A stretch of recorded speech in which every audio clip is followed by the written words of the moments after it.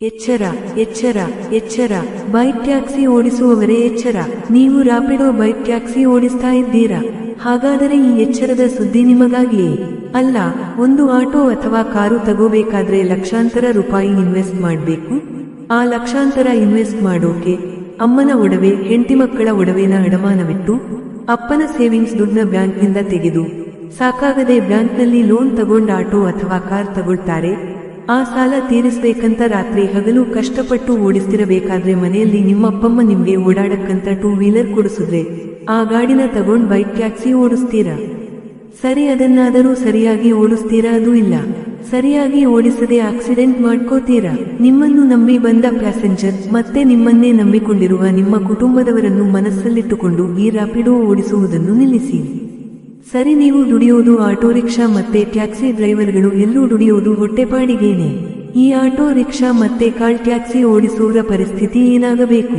ನೀವೇ ಸ್ವಲ್ಪ ಯೋಚನೆ ಮಾಡಿ. ಅವರು ತಗೊಂಡಿರೋ ಲೋನ್ ಹೇಗೆ ತೀರಿಸ್ತಾರೆ? ಗಿರವಿ ಇಟ್ಟ ಒಡವೆಗಳ ಗತಿ ಏನಾಗಬೇಕು? ಅವರಿಗಿರುವ ಕಮಿಟ್ಮೆಂಟ್ಗಳು, ಅಂದರೆ ಮನೆಯ ಬಾಡಿಗೆ, ಮನೆಗೆ ಬೇಕಾದ ration, electricity bill, water bill, ಮನೆಯಲ್ಲಿರುವ ತಂದೆ ತಾಯಿಯ ಅಥವಾ ವಯಸ್ಸಾದವರ ಆಸ್ಪತ್ರೆ ಖರ್ಚು, ಮಕ್ಕಳ ಸ್ಕೂಲ್ ಫೀಸು, ಚೀಟಿ, ಇದನ್ನೆಲ್ಲ ಹೇಗೆ ನಿಭಾಯಿಸ್ತಾರೆ? ನೀವು ಮಾಡುವ ಕೆಲಸ ಇನ್ನೊಬ್ಬರ ಕುಟುಂಬಕ್ಕೆ ತೊಂದರೆಯಾಗದಂತೆ ನೋಡಿಕೊಳ್ಳಬೇಕು. ಆದರೆ ನಿಮ್ಮಿಂದ ಅದೆಷ್ಟು ತೊಂದರೆಯನ್ನು ಅನುಭವಿಸುತ್ತಿದ್ದಾರೆ ನೀವೇ ಅರ್ಥ ಮಾಡಿಕೊಳ್ಳಿ. ಪಾಪ ಈ ಆಟೋ ಟ್ಯಾಕ್ಸಿ ಡ್ರೈವರ್ಗಳು ಬೈಕ್ ಟ್ಯಾಕ್ಸಿ ಓಡಿಸೋರ್ಗೆ ಶಾಂತವಾಗಿಯೂ ಹೇಳಿದ್ರು, ಪೊಲೀಸರಿಗೆ ಬೈಕುಗಳನ್ನ ಹಿಡಿದು ಕೊಟ್ರು. ಆದ್ರೂ ಈ ರಾಪಿಡೋ ಬೈಕ್ ಟ್ಯಾಕ್ಸಿ ಓಡಿಸೋದನ್ನ ಮಾತ್ರ ನಿಲ್ಲಿಸಲೇ ಇಲ್ಲ. ಆದರೆ ಈಗ ಬೈಕ್ನಲ್ಲಿ ಫುಡ್ ಡೆಲಿವರಿ ಮಾಡೋರು ಅಂದ್ರೆ ಸ್ವಿಗ್ಗಿ, ಜೊಮ್ಯಾಟೋದಲ್ಲಿ ಫುಡ್ ಡೆಲಿವರಿ ಮಾಡೋರು ಮತ್ತೆ ರಾಪಿಡೋ ಬೈಕ್ ಟ್ಯಾಕ್ಸಿ ಓಡಿಸೋರು ಎಚ್ಚರದಿಂದಿರಬೇಕಾಗಿದೆ. ಯಾಕೊತ್ತಾ? ಇನ್ಮುಂದೆ ವೈಟ್ ಬೋರ್ಡ್ ಇರುವ ಟೂ ವೀಲರ್ಗಳಲ್ಲಿ ಯಾವುದೇ ಟ್ಯಾಕ್ಸಿ ಬಾಡಿಗೆ ಹೊಡೆಯುವಂತಿಲ್ಲ ಮತ್ತೆ ಫುಡ್ ಡೆಲಿವರಿನೂ ಮಾಡುವ ಹಾಗಿಲ್ಲವಂತೆ. ಒಂದ್ ವೇಳೆ ಮಾಡಿದ್ರೆ ಪೊಲೀಸರೇ ಗಾಡಿನ ಹಿಡಿದು ಫೈನ್ ಹಾಕ್ತಾರಂತೆ. ಎಲ್ಲೋ ಬೋರ್ಡ್ ಕಡ್ಡಾಯವಾಗಿದೆ ಅಂತೆ. ಈಗಾಗಲೇ ಸುಮಾರು ಗಾಡಿಗಳಿಗೆ ಫೈನ್ ಹಾಕಿದ್ದಾರಂತೆ. ಇನ್ಮುಂದೆಯಾದರೂ ಈ ಬೈಕ್ ರಾಪಿಡೋ ಟ್ಯಾಕ್ಸಿ ಓಡಿಸುವುದನ್ನ ನಿಲ್ಲಿಸಿ. ಯಾರನ್ನೂ ವಿರೋಧಿಗಳನ್ನಾಗಿ ಭಾವಿಸಬೇಡಿ. ನಮ್ಮ ಚಿಕ್ಕ ವಯಸ್ಸಿನಲ್ಲಿ ಆಟೋ ಅಥವಾ ಕಾರ್ ಡ್ರೈವರ್ಗಳು ಯಾರೆಂದರೆ ರೌಡಿಗಳು, ಮಕ್ಕಳನ್ನು ಕಿಡ್ನಾಪ್ ಮಾಡೋರು, ದರೋಡೆ, ಸುಳಿಗೆ ಮಾಡುವವರೆಂದು ಕೇಳಿ ಭಯದಿಂದಲೇ ಬೆಳೆದಿದ್ದೀವಿ. ಆದರೆ ಈಗಿರುವ ಆಟೋ ಟ್ಯಾಕ್ಸಿ ಡ್ರೈವರ್ಗಳು ಹಾಗಿಲ್ಲ.